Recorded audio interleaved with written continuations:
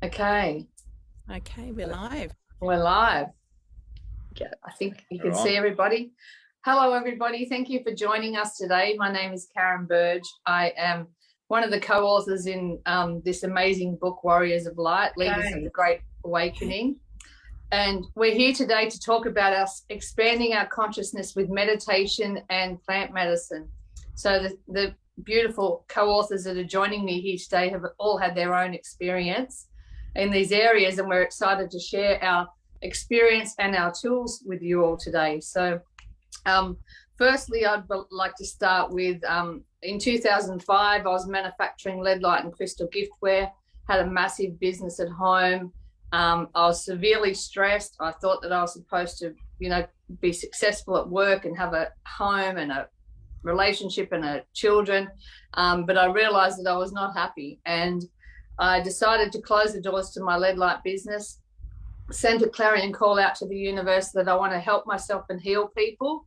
And instantly I found a spiritual school. I went and did some healing retreats to heal the inner child, because I could see the trauma that I'd experienced as a child was affecting my life.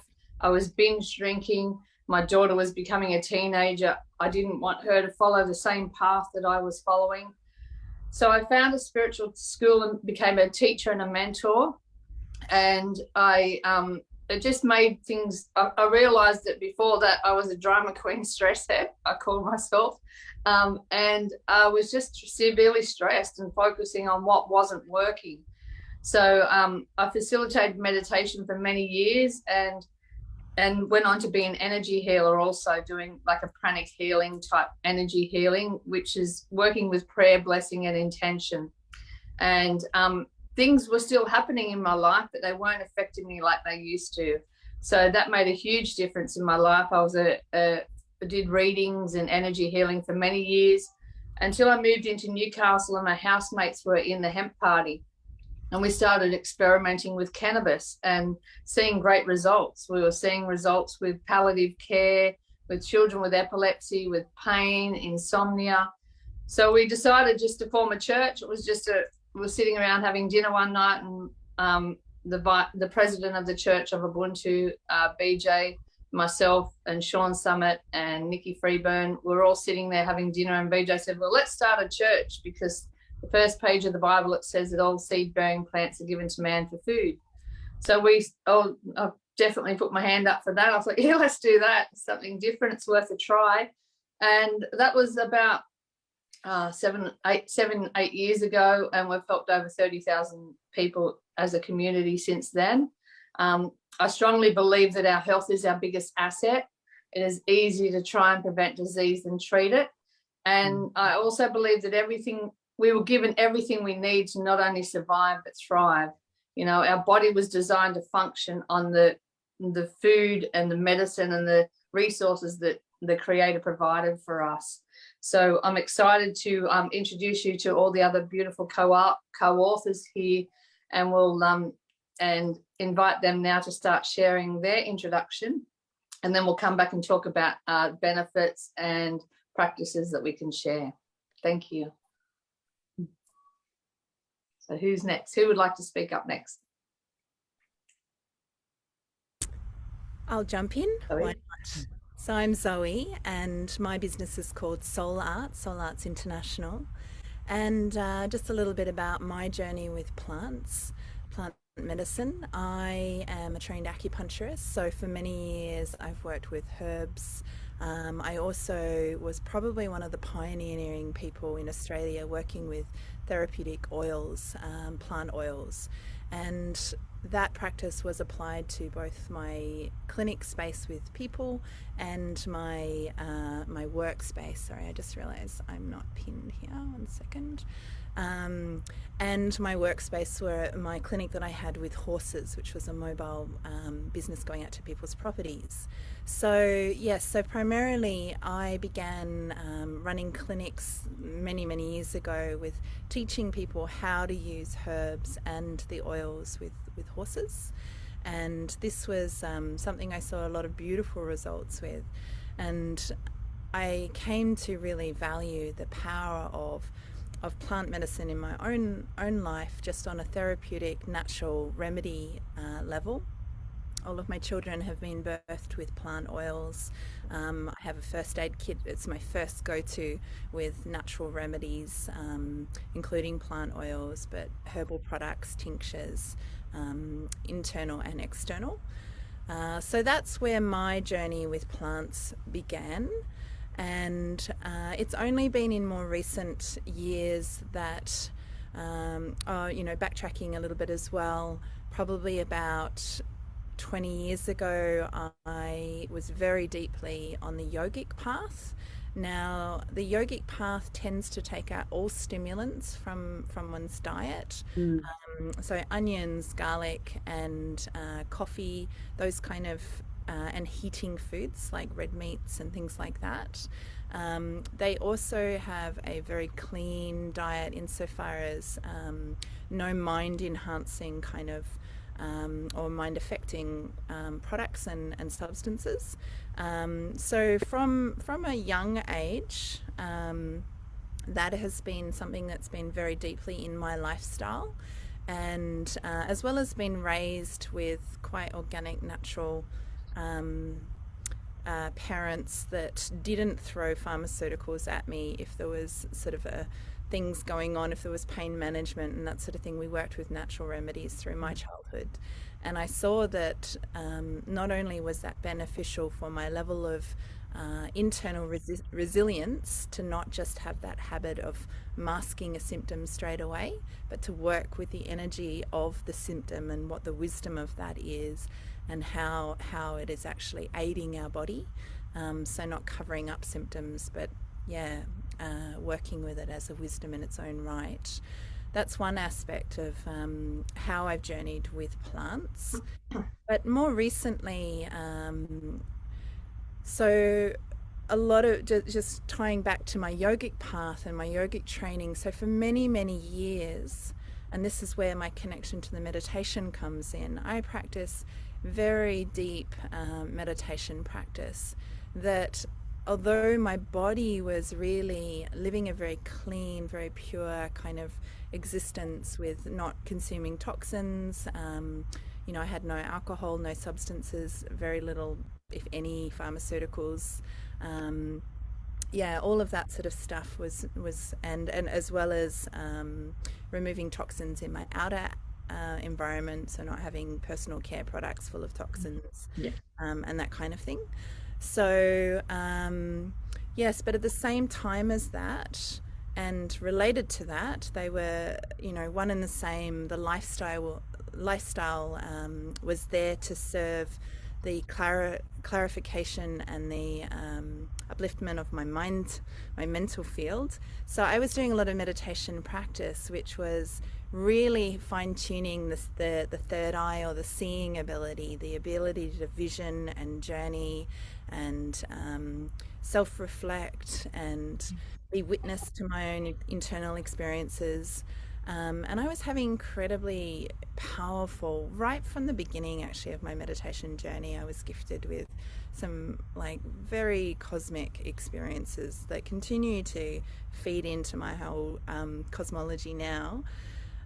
So I guess why I'm mentioning all that is, in more recent times, I've been aware of communities around me that have been partaking in plant medicines on a more psychedelic nature, or on a deeply ceremonial, mind-altering level.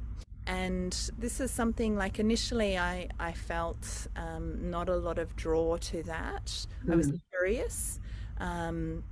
But I feel like purely because what I've been doing in my life is working for me. I feel fundamentally I feel quite free on a mental level, on a mind and spirit level, to be able to journey in the way that I've done because of the tools that have very slowly I've practiced for many, many years. They've soaked into my bones. So that felt very, it has become very easy for me. So I was not looking for plant medicine in the sense that I'm talking about now as a way to get me out of a mind state that I was in, or that I'm in. I am now more seeing, or rather the plants themselves have been communicating with me about their benefits of evolving consciousness, and particularly psilocybin as something that's spoken to me. But there's different medicines, like cacao speaks to me, my cacao. Yep. Certain, I've noticed in my exploration and journey of different plant medicines, there's some medicines that are definitely not my medicine, and partaking in those, I think the medicine will have a relationship with us as we have that relationship with the medicine. And so being a deep listener and opening one's being to, in the same way that not everything is for us in the world, not every relationship is there to serve us or is for us. I think finding our unique medicines is something that's really of value. And so in my exploration along the way, that's one of the things that I would definitely speak to, is allow the medicine to commune with us, and only receive that medicine if you feel a call to. Not because it's popular, not because you're wanting to have a thrill, not because, whatever the other reasons are, but because it's deeply calling your being. And so I come first from that meditative space, and then that communication with the plant realms opens and informs me of what I'm to do with that. And I'll speak more about my experience with that, but I'd love to let someone else chat now. That's wonderful. Thank you, Zoe. That was amazing. Thank you. I'd love to go after you, because my story is so different. I come from such a different world, and I feel like it's beautiful. I can bring that into show, then we're here at the same place together as well, even that. But people will be here listening at very different level. And for me, so I'm French, and I've been here in Australia for 28 years. But in France, medicine is free. So the doctors is free, everything is free, medicine is free. So everybody is thinking that, oh, we are so well looked after. And my mother, she had cupboards full of medication. And I was fully brought up on medications. And then at puberty, I had some problem, and I was on heavy medications. And so at 16, I remember, going and saying, I want to stop taking those. They were creating a lot of problem and side effects from those medications. So I started at 11, and at 16, my body, and I could say, no, I do not want that anymore. So that's my background, And then as I came to Australia, and I've always loved, nature and nature things. Anyway, I came to Australia and had terrible back problem after pregnancy, and then I went to a homeopath, and so my life changed through homeopathy, and I became a homeopath myself. So I have a background of 15 years of working with medicine, natural medicine, homeopathy, and you work with everything. It's not just plant, it's animal, mineral, disease, and it's amazing world. So I've had this journey, but 10 years ago, I had breast cancer. And so breast cancer was like, big hit for me. And it was like, oh, I'm a therapist and I have cancer. I felt so much separation in that.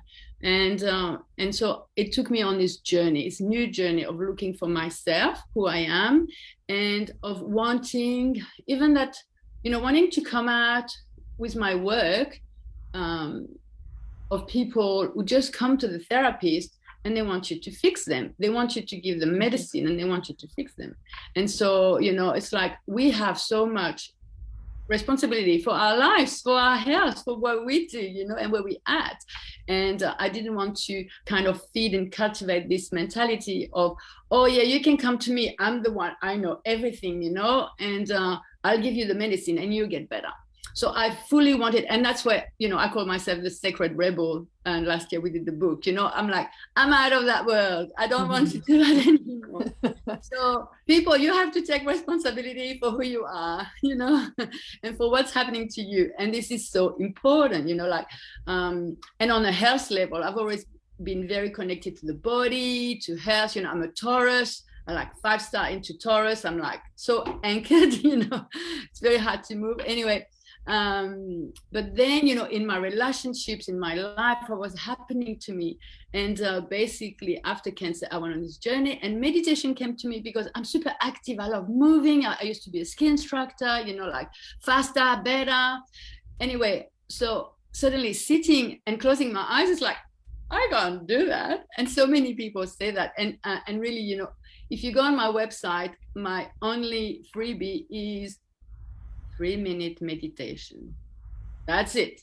That's the first step. 3 minutes, just pause. You know, you can do it. And so, you know, that's what I give others. And I want to tell others, you know, that's all you need to do. It just pause for 3 minutes. And already after 3 minutes, you will feel different. So from my 3-minute meditation now, you know, I give a free meditation every Monday in my group, Women's Soul Circle, and that's my giving to the world. That's free. People come, and through that, you know, there's a beautiful evolution of how you can help others, how I can help myself by doing it. And so meditation has evolved, you know, from just stopping and pausing to the next step. What do I want to visualize? What do I want to transform? What do I want to alchemize? And then in the last 2 years on this journey, I was guided to learn about shamanism and to become a shaman. You know, spirits come to me really strongly through bush art, which is what I talk about in the book. And yes, so that's what I explain, how it comes to me. And dragon spirits and all of that. And so as I've been learning to become a shaman, you know, plant medicine is as well. So plant medicine has come to me, but I feel like it's, my experience have been beautiful with cacao, but then in other places it's been difficult. And as much as my body, you know, my mind said, oh yeah, I feel like I want to do it. Then I had to learn how to really listen to the signs of my body, and to really, you know, to when to say yes and when to say no. What is a yes and what is a no? And I feel like, you know, a lot of people, they're so disconnected from their body that they can't, you know, differentiate there. You know, is my body saying a yes? Is it a no? Is it anxiety? Is it feeling? What is it? What is happening to me? You know? So yeah, I'm on that path to help people really connect to their body and to their signs and to their intuition. Is it a yes or is it a no? And I love being on that path, and I love to be here and to share with all of you all the possibilities, and at the end to say, you are the one who need to decide for yourself, you know, by really listening to your body. Yes. Thank you, Annabelle. That's wonderful. Beautiful. Yes, who wants to go next? Who's next? Oh, I will. How you going? My journey is probably a little bit different to most of yours in that, you know, I was born I suppose a starseed, but you know, I'd stand out in the yard in the nighttime and look up in the sky and want to go home. But you know, I'm a kid from the western suburbs of Sydney, and you know, life takes you wherever it's going to take you. And I, you know, got married and had a job, and that was life, you know. So in the book, I talk about that a little bit. My chapter is called The Wounded Healer. I was diagnosed with lupus and rheumatoid arthritis at 32. I had 2 small children, and yeah, you know, that they say you have those 5 big things that can happen that can cause stress. And I had, you know, like the death of a parent and moved house, changed jobs, you know, separated, all of those things in 1 year. So, you know, all of a sudden, you know, the world collapsed in on me. And I was, you know, a good person, well, a good girl, if you like, who did what the doctor told me.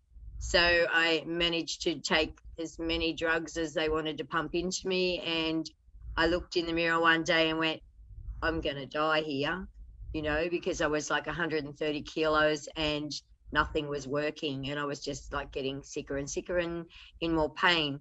So that started my search back to finding my cure, if you like, and that involved was actually quite lucky. I was living down at Tathra at the time, and it was a very big spiritual community with lots of alternate medicine people. So I just went to everybody and did anything and everything that was available to try. I was open to anything. Although one person told me to put WD-40 all over my body, and I didn't do that. So, but, you know, along the way, I learned Yusui Reiki, and because I found that really was like, how does that work? You know, I had the first time I had a session, I had the best night's sleep I'd ever had, ever. Double Gemini, so I got a crazy busy mind. And for me, a bit like Annabelle at the start, like it was like, oh, how do you meditate? You know, I just couldn't, you know, because I couldn't switch my mind off.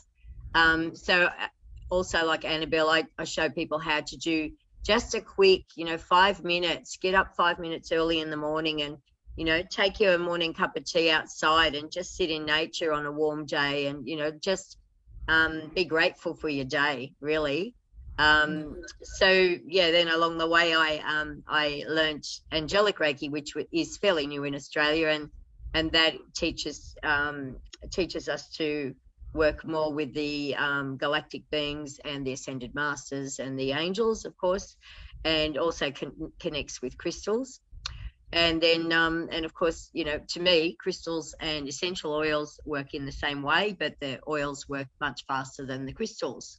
I spoke about that the other day, wearing lapis for a couple of years. When I first was diagnosed, I couldn't speak. You know, my voice was really husky, and so wearing lapis for not taking it off for 2 years really brought the voice back. And I went, there's something in this, you know. So look, I just like to encourage people to be open, to try anything. And you know, some years back, about 5-6 years ago, you know, at the start of the year, and you set your goals or intentions, and I said, I want a business, you know, I want a business that that actually works, that I can work from home because I was still physically not strong, and that it sort of embraces all that I already do with crystals and angels and all of that. And this lady bounced into my life and threw frankincense all over me and just went, this is it, you know. And I went, oh, please, you know, not multi-level marketing. But anyway, it turned out that the oils have given me such a gift and a blessing in their healing for me. You know, there were a couple of times I was not supposed to stay, and even I've had a couple of friends who have passed, and anointing with the oils has been an honor and a blessing. So, you know, I even look back, you know, oils were used, you know, even in the Bible, you know, Jesus was given his frankincense and myrrh. And God bless the lady that introduced me to essential oils on a more pure level. She used to say, good enough for Jesus, good enough for you, you know, which was really, yeah, a bit cheeky, but, you know, but she's kind of right. And so I'm working more now with anointing and doing more angels, oils and crystal workshops and that type of thing. And because for me, it's helped a lot. And of course, you know, what we've all kind of said, really, you know, one thing might work for you, but it might not work for somebody else. So, of course, everybody's healing and their step forward in life and their path is different for all of us, you know. So I guess the oils have brought me back to me, reminded me of what I am and who I'm here to be. And so I guess my part of my role is to help others who don't consider themselves to be well or able-bodied as much as most other people, and let them kind of remember who they are and that they chose to come here for the experience of that illness or whatever that is, and that we all hold the light. And yeah, so that's kind of where I'm at the moment. So yeah, so that's me, and lovely to meet you all. That's beautiful, Veronica. Thank you for sharing. Wonderful. Okay, over you two. That would leave me to Yes. come in and introduce myself. So thank you all for sharing your part of the story and give us a little bit of an introduction about yourself. I know we are all different, but we are all the same somehow. So yeah, I can relate to each one of you. And yeah, my intention today is just to come in and share my own personal experience as well, a little bit about my own story. I've written that in our joint chapter with Zoe in the book, and yeah, so I come from a background coming from the Middle East, from Lebanon, from a small little town called Zahli, up in the mountains, and yeah, different upbringing, that's for sure, to living here in Australia now and seeing my children growing up here. So I'm so blessed to be here, and also I would like to share about my experience about consciousness expansion, and in particular the plant medicine use to expand our consciousness. So there's different ways that we can expand our consciousness, and for me, my journey started by using sacred plants, when I was young, but not really using them in a sacred way. But certainly it has given me a lot of an alternative thinking, if you want to say, or consciousness expansion, while I could tap into other realms and see different things. And I thought that I was always out of place. I always thought there's something different about me. And until I got the opportunity to actually leave the country and come here and see the world in completely different perspective. So yeah, that's definitely the path for me. It started when I was young, using the sacred plants, but also along the way, books, I could say, knowledge has gave me a lot of expansion in my consciousness, and meditation. So I practiced meditation for the last 10 years, where I could just sit in silence and just be in a space where I can receive signs, whether from the body or outside the body, whatever that is, just listening to messages. And I know, like, following our intuition, this is something that I've learned to grow myself into, like, yeah, just to follow that first vibe and first sign that comes to me, or when I ask questions to myself, like the first thing that comes, I know that this is right. Although I ignored it for many years, but then I realized afterwards that the more I follow that first thing, is basically we're taking me, something that aligns with my own soul purpose, to say. And very recently, during my journey, started being introduced again to sacred medicine, but in a very different way, in a sacred way. And I have a lot of respect to this medicine, and I've experienced it myself in various ceremonies. And certainly the last 2 years, I could see this, how the access to this medicine has become more available as well, and a lot of the community around us, they're already experiencing this, and they're seeing the shift in consciousness on a collective level. And what I know, what the medicine does is really, there's a network that we have in our brain. It's called the default mode network, which is our default self. That self, the ego that we call the ego. And what a medicine does, it basically turns it off. And when that is off, is basically we are just open to receive the cosmic messages from our true self, from our higher spirit, from our angels, whatever you call it. And this is where the magic happens, and we just basically, we come back to land in this physical realm again, with a lot of information that we receive. One of the most important things I say is, what do we do with all of that when we receive all these messages, and how do we integrate this into our life? So the importance of also integrating all the the knowledge that we receive from this sacred plants that is been used for thousands and thousands of years, even in ancient archaeology.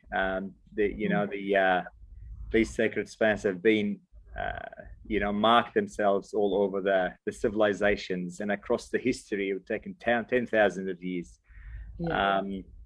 So with that, I'm more than happy to speak more into plant medicine and how it's going to raise our consciousness for the time being. I know this is a very critical time in history that we're coming into, and we can see that this is the next level of uplifting our humanity to another level of vibration. So certainly the plant has got a big role to play in that space. And with that, I'm in. Thank you all. I hope. Beautiful. Thank you, Elias. That was wonderful sharing. It's so true. I've used cannabis myself. I had an autoimmune disease called Graves' disease. I'd always suffered with obesity, on and off yo-yo dieting, emotional eating. So I was working with, when we started the clinic, we had an amazing doctor called Dr. Andrew Catalaris. He's also known as Dr. Pot. So he'd been working with cannabis and hemp, trying to change the law for about 3 decades. And he was having great success with children with epilepsy. So I just started working with him, and he taught me about the importance of hemp seeds. So back then, prior to 2016, hemp seeds were illegal to consume as food and medicine in Australia and New Zealand, but you could eat it anywhere else in the world. I started to get great results, and I found that it was pulling down the information. I understood that hemp's a mop-up crop, so it pulls toxins from your body like it does the earth, and believed to be the best bowel cleanse on the planet. So before it was even legal, I would tell people it's believed to be the best bowel cleanse on the planet. So get it in your diet and clean that shit out. And it was, I think I even got barred on PayPal for selling hemp seeds because I was such an advocate. But I was thinking, why is this illegal? And I gave it to a friend that was really had low income, because I thought, well, he needs nutrients in his diet. So I gave him them, and he said that what he found that was, prior to that, he could eat junk food and processed food from a supermarket, but after the introduction of hemp seeds, the food tasted disgusting, and he automatically was craving better food. I found that my addiction for alcohol stopped, and my craving for sugar and refined processed food also stopped. And I was getting the nutrients that I needed. It's really easy to add hemp seeds to your diet. You can sprinkle them over any meal, but 2 tablespoons of hemp seeds and 3/4 of a cup of water blended make hemp milk. So anything that you use milk for can be made with, you can use hemp milk. I will do a demonstration. My advocate work is, even in the last 2 years, I was inspired to buy a horse float and turn it into a hemp food van. And, going back to our guidance, we've been programmed to be who everyone else wants us to be. And over the years, it's, even as a cannabis advocate, I'd hear that all that propaganda from all the years was coming into, my dad said, "What are you doing, Karen? You've lost the plot." And I had to cut from everybody so that I could follow my guidance and work with the plant that was communicating with me, that was teaching me the truth, that it is the most nutrient-rich food source. As far as I'm concerned, cannabis and hemp is the most important vegetable on the planet. Our ancestors have been consuming it as food, medicine, and disease prevention for thousands of years with no recorded deaths ever. So it took a bit to just cut from everyone and just know that I was standing in my truth. Meditation and the practices that we've shared today also has helped us, getting still with myself and tuning into what is right, what is my truth, so that our guidance can come through for us to play our part and do what we need to. So I bought my horse float to turn into a hemp seed smoothie van, and then I had the vision to paint it looking like a chariot. So and call it the Chariot of Hope. So we've got two of the sides almost done. So it looks like a chariot. It looks like a goddess. She's flying down the freeway with a big bud in her hand. And I'll share it a little bit below on our post here. She's got this shield with the cannabis leaf. She's got the hemp valleys in the background. On the back, it's got a cartoon image of BJ and myself, the president and vice president of the church. And it says that support your local farmer to grow hemp for food, medicine, housing, fibre, plastic, biodegradable products. I'm also a huge advocate for the Legalised Cannabis Party, and I do intend to run as a candidate for the upcoming election in March. But in saying that too, I'd also like to just take a moment to pay our respects to Olivia Newton-John, who has been battling breast cancer like yourself for 30 years, and evidently she was using food as her medicine. I know the last 5, 6, 7 years she has been consuming cannabis, and she was lucky enough to have access to it. I know that she was using it as food. She sent a lot of people here. She knew about us. I sent her many messages through. There was a lady on the north up Foster area that had was given a grim diagnosis, and she said she was a friend of Olivia's best friend, and she said to Olivia, you know, what do I do? I've heard about the Church of Ubuntu. And Olivia said, yeah, they're fantastic. I've had wonderful results. I've heard wonderful results. I recommend people to them all the time.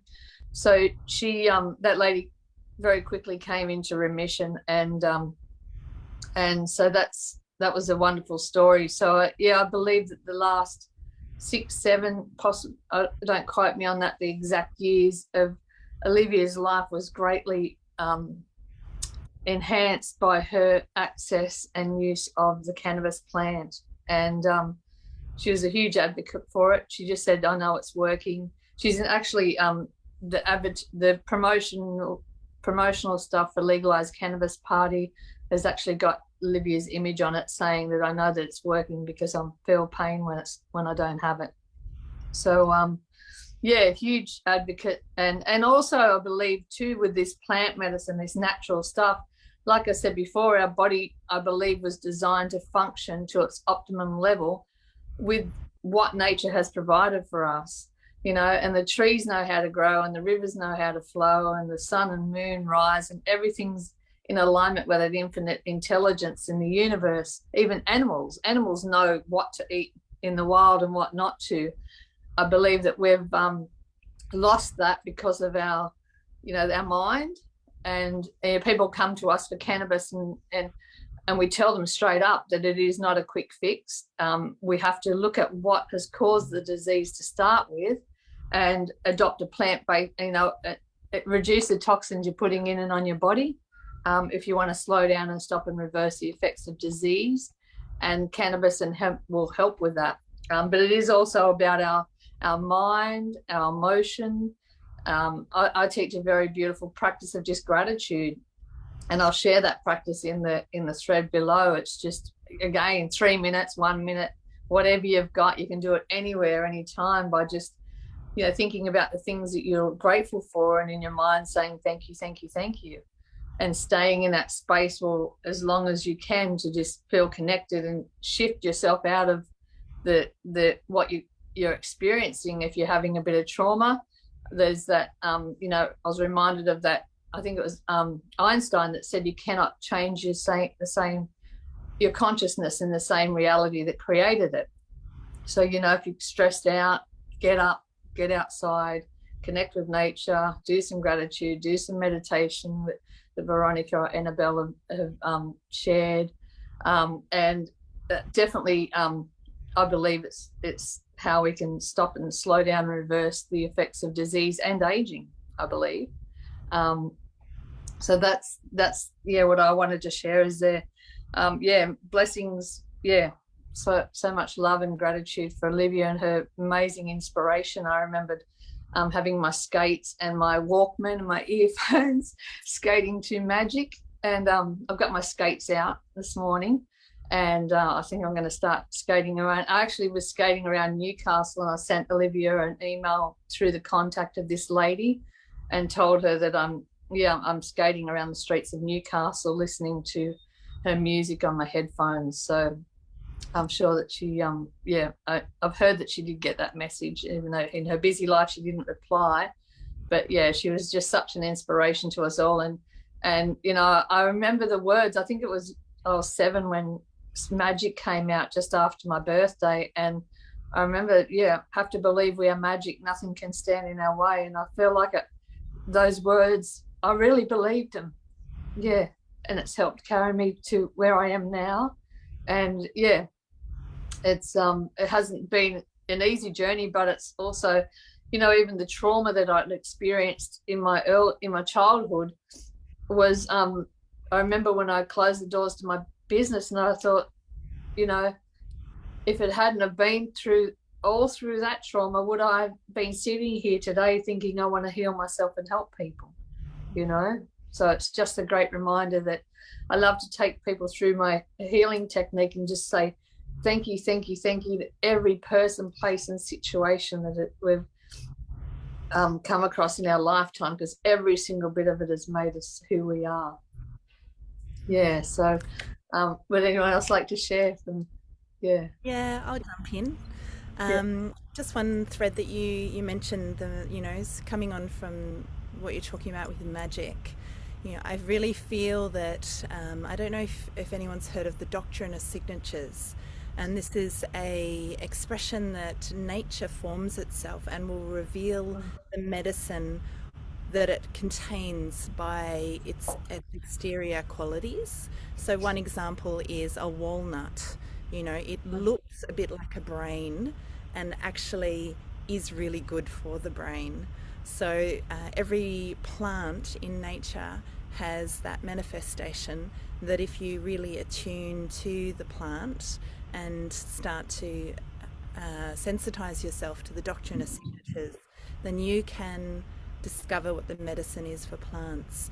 And I think that it is it's a bit of a tragedy in a way that we have not understood the power in the indigenous path and the medicines that they have walked with across the continents for, you know, thousands upon thousands of years. That inbuilt wisdom of the relationship that you can have with plants, and how plants can heal us, purge us, fortify us, all sorts of, you know, magical qualities. But one thing that I wanted to sort of mention is right relationship with plants, because it's not enough to go, well, this plant equals this this, you know, healing quality, or this plant is poison, this plant is healing. We have to develop like a very intricate, intimate relationship with the plants and how we use them and connect with them. So for example, mushrooms can kill you, and they can also take you into the magical realms. And you know, that's just one example. There's many products in nature. I mean, we as humans, we rely on plants. Plants are the life force of the planet, and all of the micronutrients that we require to thrive, not just survive but to thrive, are in the plant realms. And so it's respect to the plants, but it's knowledge about the plants. You know, and often as Westerners, we don't have that knowledge, and we have to find you know, resources to connect us back into the knowledge, whereas it may have been passed through you know, from child to down the generation, you know, from the elders down through to the children in previous times. So knowledge, we need knowledge and wisdom when we connect to the plant realms. We need respect. And we also need to understand right relationship, because, you know, we use plants all the time and we distort them also. So, and that's where I think they really affect our spiritual realm. You know, pharmaceuticals fundamentally came from plants too. And, you know, and obviously they're powerful. but the way that we distort them can also leave a lot of damage in its wake. As with things like, grapes turned into wine, there's nothing wrong with wine, but again, that distortion, if it's overused and the right relationship is not there with the plant, then it's going to wreak havoc through your whole life. So I feel like when you're working with ceremonial medicine, plant medicines that are ceremonially based, that have that transformative quality in the realms of emotions and spirit, I feel like developing that right relationship is really important. Coming with that deep respect and that intention, and recognizing that medicines, the reason that they're medicinal is that they can open portals. And so, knowing when it's the right time in your life to open a portal, knowing how your mental health is, as to whether you're ready to work in those portals. And if for any reason you throw yourself into things with the wrong intention, or with a lot of fear, or with a lot of unconsciousness, then it's very likely to come back and whack you in the ass. And coming, and the respect of the plant realms, the power of those realms really needs to be in the forefront. And then to allow the plant to, rather than us trying to impose our will onto the plant, as so often we do in nature with, humanity does in nature, and that is not right relationship. It's about deeply listening and about being receptive to the magic that is in the plant realms, and what that specific plant would like to open for us and facilitate for us. I feel like, Elias, you'd have a lot to share about this. Elias and I, we do masculine and feminine work together, and it's a real joy to work with you, brother. And being really clean in intention and in holding, creating the safety that for these medicines to be very deeply transformative and leveling for humanity. So maybe you can speak to that, Elias. Yeah, thank you, 100%. So yeah, the power of intention in anything that we do, from sitting in just a small circle. I hold also men's circles, other than men and women's circles that we've done with Zoe. We have also, in some instances, have shared plant medicine in that space, which is it's legal, and we like cacao. I consider cacao as a very powerful plant medicine. It's a heart-opening medicine where we use in circles that just to be able to tap into the heart space, so we can really fully open and share, what's really alive in us, and without any fear.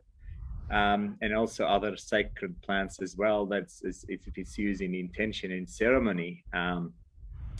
And just also following on this powerful thread of how plant medicine helps with raising and really expanding our consciousness, because this is such a fundamental, part of our life is our consciousness. And what is it? And there's a lot there. The engineer in me, and that like to know the science behind things, and what I know, a fact, like on a quantum level, we are all made of energy. Yeah. So we are all energetic beings, and we vibrate at different frequencies all the time. And it determines, like, our thoughts and emotions determines at what vibration basically we are vibrating, and then what emotions we're feeling. And it's a big spectrum. And it starts from shame and guilt and fear, which is a really low kind of frequency vibration, to the highest frequencies, which is as you sit in meditation and you feel that extreme bliss, which is the isness, which is the connection with everything that it is.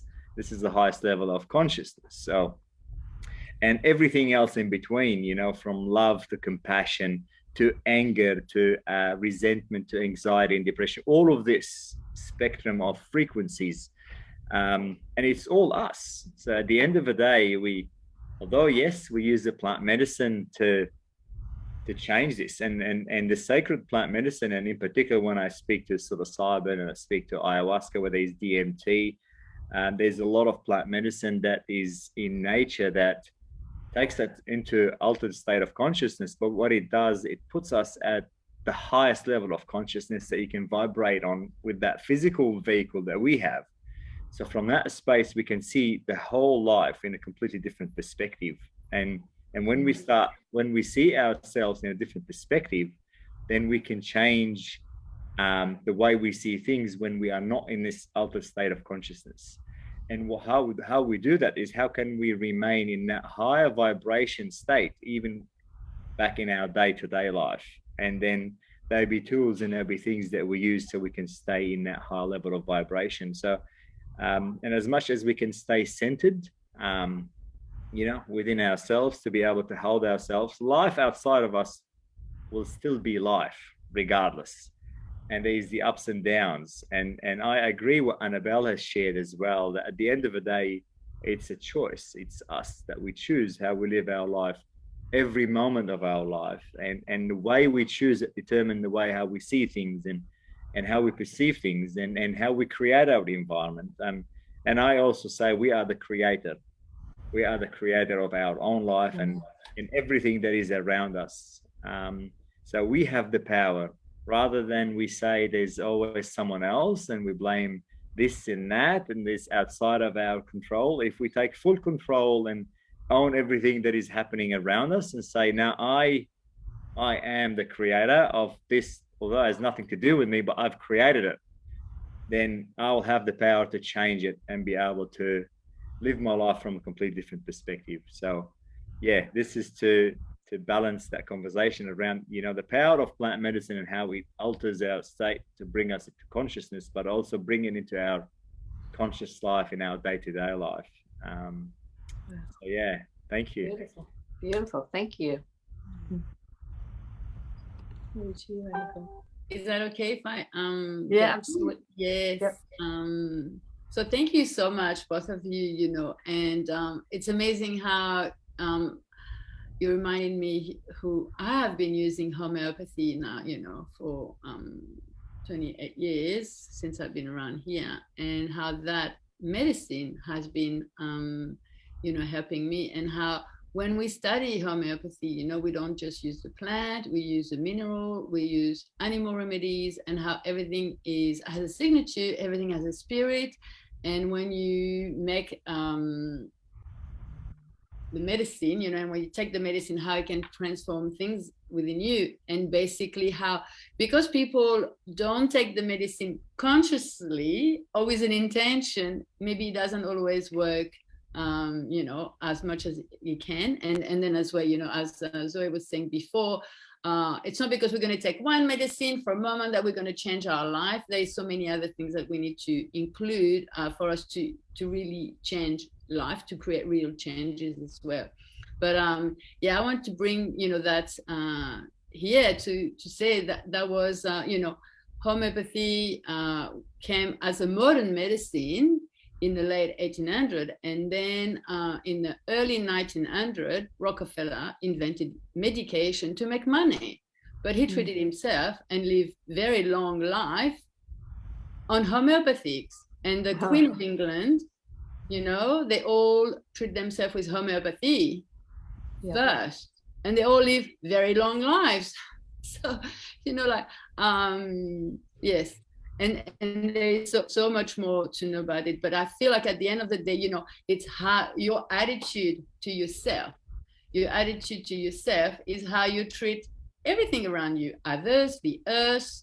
And to me, that's what, after my journey to breast cancer and connect to my heart and connect to my breast, and to realize how I was treating myself, and then how I was treating others, and how I was treating the earth, and how much fear I had in me, wherever it was coming from, which was lineage, life experience, past life, wherever it was coming, I was living in full on fear. I was in reaction all the time, and I was not functioning well, And so when I finally realized, I need to change first how I treat myself. And when I do that, you know, I can change the way I treat everything around me, and I treat everyone around me as well. And I feel like, you know, taking medicine and realizing what the medicine is, whichever it is, you know, I love cacao because it's heart opening. And I've been working a lot with the breast and with the heart after, you know, I've got a project called the Boob Revolution, which is to educate women how to care, you know, about self-care and breast care, and how that can really help into preventing breast cancer, or even just changing the whole way of looking at it. But so, you know, I feel like what is important is this attitude that we have to ourselves, and that's where we need to start, and to find our own power, to find our own source, our own essence. And then when we connect it at this level within ourselves, we can do so much more on the outside as well. So, but to me, you know, I feel like that's what has come up. This conversation is to really realize how much it is important to always come back to the self, to inside, and how we talk to ourselves, how we treat ourselves, how do we love ourselves. And then how, when we change that, we can treat the world a different way, and we can treat ourselves a different way. Yeah, so true, Annabelle. Can I just ask what everybody else thinks, that that people are inclined to give up too early when they try plant medicine? You know, they want a quick fix. Have you guys all noticed that with a lot of people as well? I know in my case, you know, I'd been sick for, you know, pretty much years, and I can't expect to get well in 5 minutes. Yeah. But that seems to be, people want a quick fix, don't they? Yeah. That's the way we're educated, you know, as a natural therapist. So I've worked as a homeopath. I've been educated as a natural therapist. You know, people come to see you and they want you to fix them. You know, how I was saying at the start, I can't fix you. You have to fix yourself. So that's the mentality of the medication. You know, there is this myth that we're going to be fixed overnight. So there are some remedies and some change that happen really suddenly, but in the long term, there are changes that have to be made. Yeah. And as a community, we encourage people, we're here to support people to take their health back into their own hands. That's basically, and I think, we're just about to finish up. We're coming to the end, but it was so wonderful to share this round table with you all, and I hope that everyone that's watching this now and watching it later is inspired and takes on these the wisdom and knowledge that we've shared. You know, back to me and my yo-yo dieting, for example, I was when I was focusing on I'm fat, I was getting emotional and all that. But when I changed my point of focus to I'm doing this for my health, I want to be here to watch my grandchildren grow up and share life with them, that's when things changed. So we as a community really encourage people, we're not here to fix anybody. We're here to support them to take their health back into their own hands. And I think, again, in this group here, we could all probably say that we have that same approach. We are here to support you all to take your health back into your own hands and share how we've done it. Yeah. And you know, as a bit of a wrap up, I'd like, you know, this is the topic again of right relationship. You know, would we go into a relationship and just demand something from someone? You know, we could, but it's not going to be a very healthy relationship. So you know, when we want to have an ongoing connection.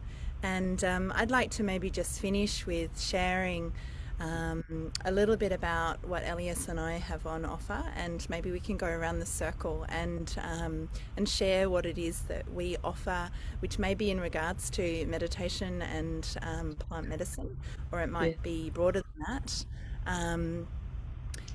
So Elias and I have partnered together to run Sacred Journeys, and this is something that's very close in both of our hearts.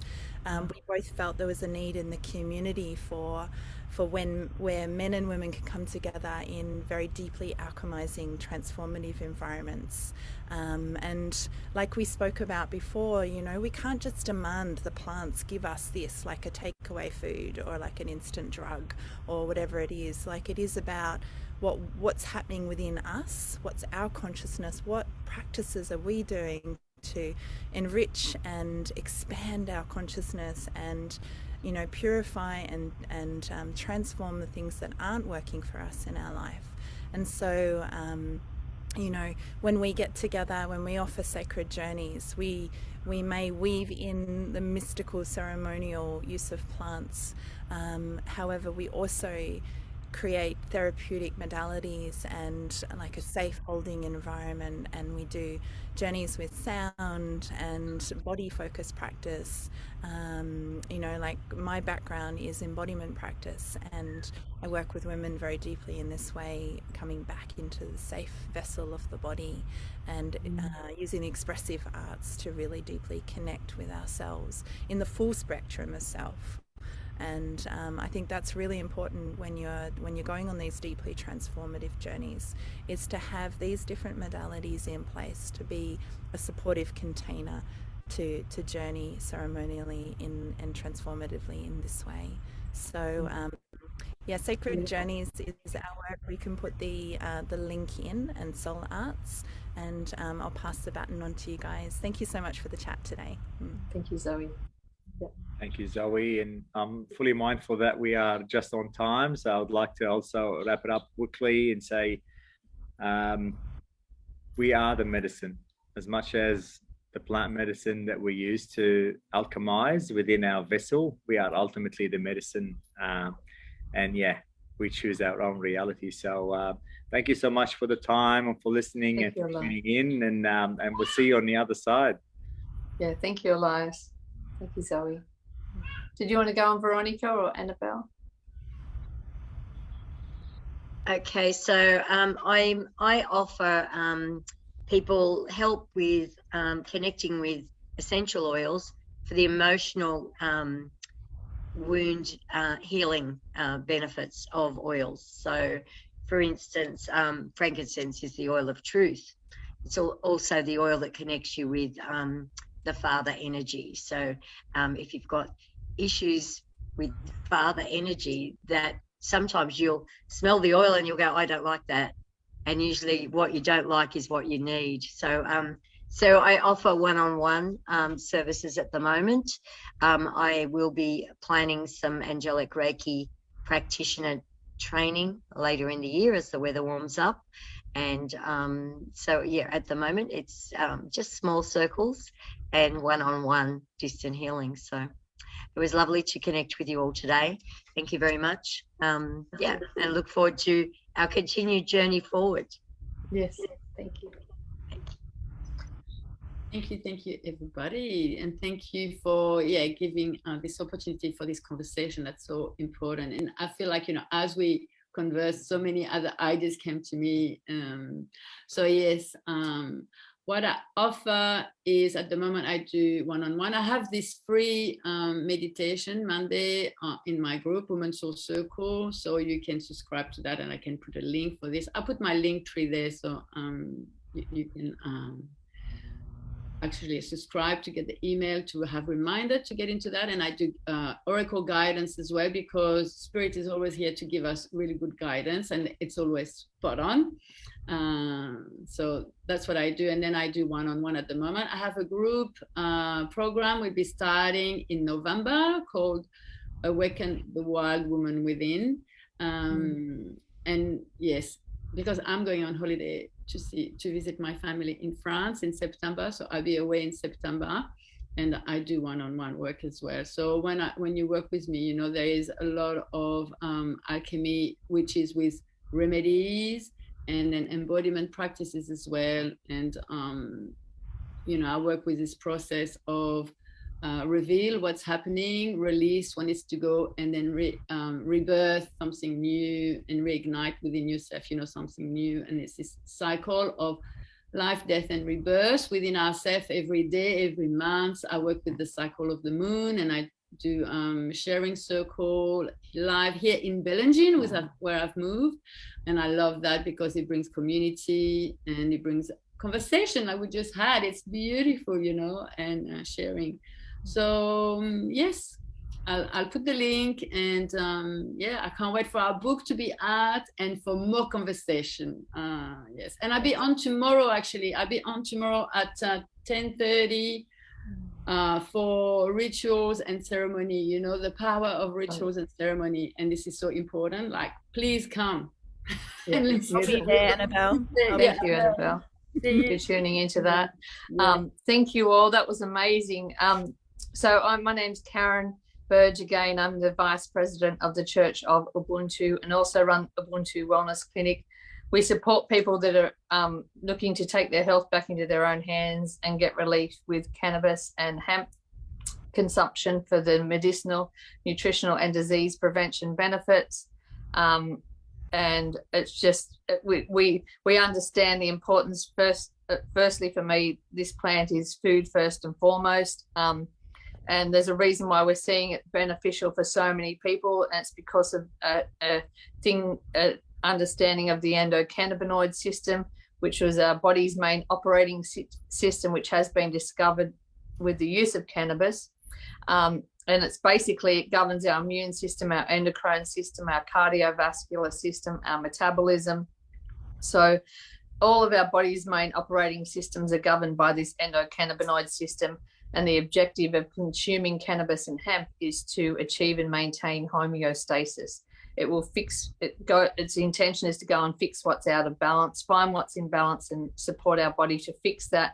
But we do have to look at lifestyle, our mind, body, our spirit, and everything that we're putting in and on our body. So the best way to find me is to have a look, join our website, and it's probably best to subscribe to our community, and then you'll be notified of, we've got recipes and my the Chariot of Hope and the new Hunter Hemp Co-op that I'm just setting up to set up the infrastructure to process hemp for food and for housing and for paper and for fiber and everything in our Hunter Valley region. But also, you know, the Legalized Cannabis Party, which I'll also be getting behind, because I think people power, when I was out fighting, you know, standing up for coal seam gas and anything that I've been an advocate for, it's people power that has made the impact. So Legalized Cannabis Party, formerly the Hemp Party, has already got a lot of following, and it's I believe that we can really make a difference for our own well-being, our children's well-being, all future generations, and protecting and preserving our precious beloved Mother Earth with utilizing the multiple benefits of this plant as food, medicine, and everything.